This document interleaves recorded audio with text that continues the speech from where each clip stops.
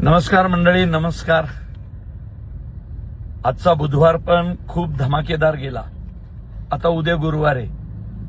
गेल्या गुरुवारी देऊळबंद 2 आता परीक्षा देवाची हा चित्रपट रिलीज झाला होता.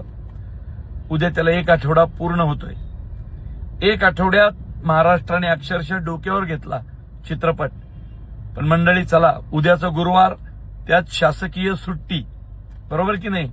त्यामुळे ही सुट्टी स्वामी समर्थांबरोबर साजरी करा आणि बरोबर आई, वडील, भाऊ, बहीण, आजी, आजोबा, नातू, मुलं यांना घेऊन जायला विसरू नका. कारण माझ्यावर विश्वास ठेवा, कुटुंबानी एकत्र बसून हा सिनेमा पाहणं खूप गरजेचं आहे.